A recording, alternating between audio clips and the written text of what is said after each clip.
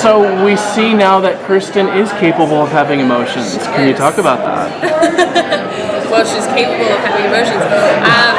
This season, her journey is really all about. Last season, it was about sort of steadily gaining more emotions, and this season, she has them all, and she has to learn how to deal with that, how to manage. We all have our whole lives since we were kids to sort of figure out how to manage your emotions appropriately, and how to not be a crazy person.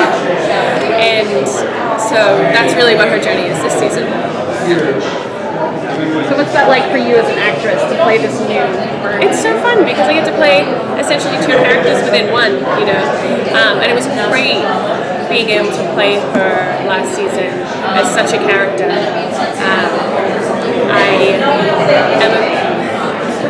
I didn't want to play her in an obvious way. I didn't want her to be super snarky. And, you know, if she's literally written as a character who has no emotions, then she has to have no emotions. And I think that kind of rubs some people the wrong way a little bit, because they felt that she was unlikable. And I'm sorry, I don't think all women need to be likable.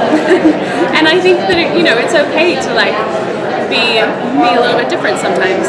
So I enjoyed playing her as a character, and this season has been really fun to sort of branch out, and as an actor, being really able to explore those emotions is really fun. So yeah. And how is Cameron acclimating after his experience at the end of last season? I mean, he's definitely, he's got a little pep in his step this season. I feel like he stared death in the face and came out alive on top, and so he's kind of just like, all right, what can't I do?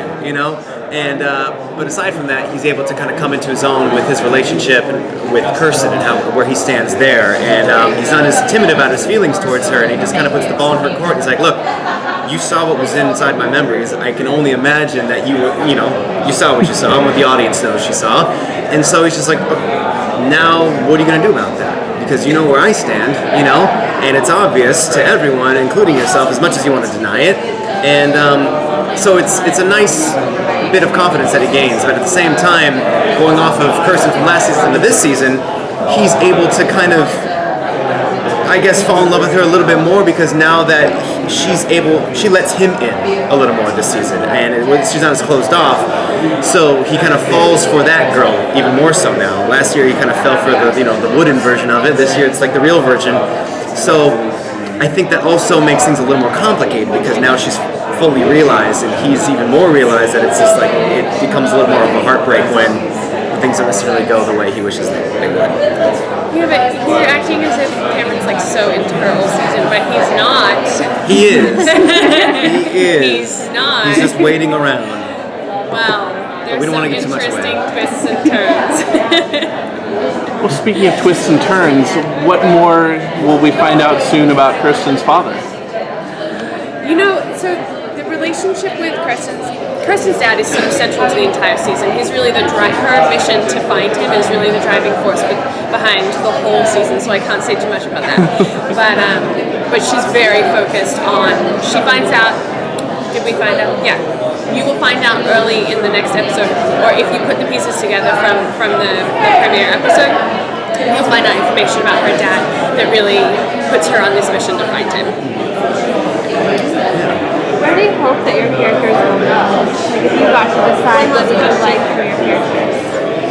We've been asked this before, and I think they've been teasing that if there's a season 3, they would expose the Citrus program, and so therefore our face will be out there. And I would like to see how that affects us personally, and how we kind of have to watch our backs now that people are aware that we're invading private memories essentially to unsolved clues that may or may not have anything to do with them, but it somehow had something to do with the case, and it's not necessarily our fault. And so I'd like to see us get crucified for doing just our jobs in a way, and how that kind of weird spiral of we need this to survive, yet it's kind of simultaneously killing us. I second that. I'd like to, just in terms of Kirsten, I'd like to continue to see her grow as a woman, as a full human being. I feel like in the first season we saw one side of her, in the second season we're seeing another side of her, and it would be really nice to see all of that meld into kind of a more fully fledged person who she is.